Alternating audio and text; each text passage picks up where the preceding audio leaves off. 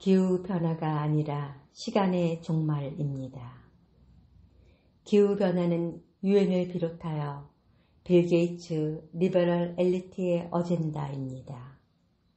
기후변화는 장기적인 날씨 변화를 말하는데 화석 연료를 태워 온실가스가 배출되어 지구 온난화를 야기한다는 주장입니다. 그들은 기후변화에 대응할 수 있지만 시간이 촉박하다고 합니다. 지체할 시간도 없고 변명할 여지도 없다.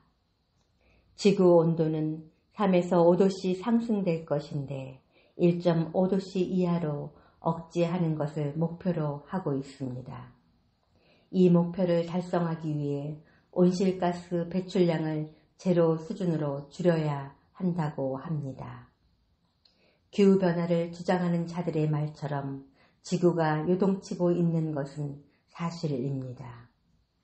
세계 곳곳에서 기상이변으로 인한 재해가 끊이지 않고 있습니다.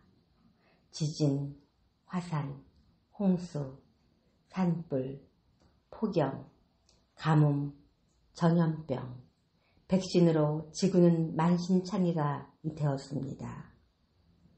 미국과 호주에 이어 유럽도 불타고 있습니다. 그러나 기후변화와는 아무 관련이 없습니다. 설령 관련이 있더라도 그것도 종말에 일어나는 현상입니다. 오히려 온실가스보다 산불과 화산이 지구 온도를 상승시키고 있습니다. 기후변화는 엘리트들의 기만에 불과합니다.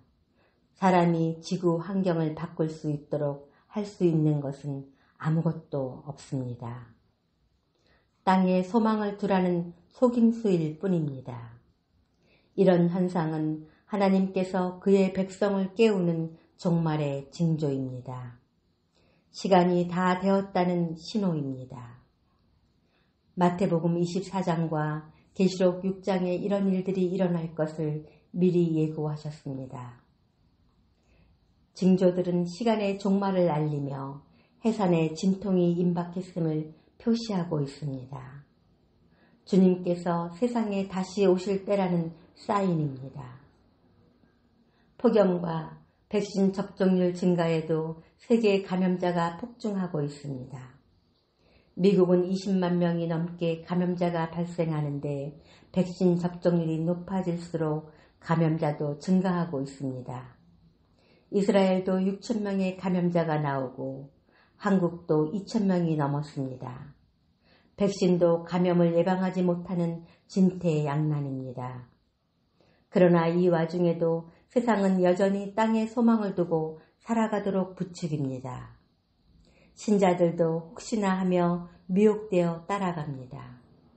헛된 희망입니다. 신자들이 징조를 보고 해야 할 것은 깨어나서 준비하라는 지시를 따르는 것입니다. 그러므로 우리는 앞으로 일어나게 될 모든 일을 피하고 인자 앞에 설 수 있도록 늘 깨어 기도해야 합니다. 항상 깨어 기도할 때 우리는 시대의 징조를 분별할 수 있을 뿐만 아니라 자신의 영적인 상태를 점검할 수 있을 것입니다. 우리는 영광스러운 모습으로 오시는 주님 앞에 서야만 합니다. 우리는 심판대 앞이나 7년 환란의 재앙과 마주하지 않아야만 합니다. 적그리스도의 얼굴을 뉴스 시간에 보는 일은 없어야 합니다. 여러분, 우리가 세상에서 얼마나 더 살려고 세상에 소망을 두며 그것에 몰두하고 있어야 합니까? 이미 중위의 상황을 보고도 깨어날 생각을 하지 않습니까? 이런 일을 보거든 우리는 잠에서 깨어 준비해야만 합니다. 마침내 시간이 무르익어 세상의 문을 닫을 때가 되었고 하나님께서 오실 것입니다. 일단 집주인이 일어나 문을 닫아버리면 더 이상 문은 열리지 않습니다. 주여, 주여 문을 열어주십시오. 나는 너희가 어디에서 온 자들인지 모른다. 우리는 이 문으로 들어가기 위해 힘써야 합니다. 힘쓰라는 헬라어는 경기에서 상을 타기 타기 위해 고투한다는 의미입니다. 올림픽에서 보듯 선수가 메달을 따기 위해서 얼마나 힘든 훈련 과정을 보냈을까요? 그날의 사람들이 동쪽과 서쪽으로부터 그리고 북쪽과 남쪽으로부터 와서 하나님의 나라의 잔치자리에 앉을 것입니다. 우리도 그 자리에 앉게 되는 주인공이 되어야 합니다. 그러나 나중된 자로서 먼저 될 자가 있고 먼저 된 자로서 나중될 자가 있다고 하십니다. 우리는 빌라델피아 신자들처럼 끝까지 하나님의 말씀을 지키며 인내하여야 합니다. 보라, 신랑이로다. 맞으러 나오라. 이 음성을 듣고 기쁨 가운데 인자 앞에 서도록 하십시오. 등불을 밝히고 기름이 끊어지지 않도록 늘 깨어 기도하십시오. 준비하고 준비하십시오. 마라나타.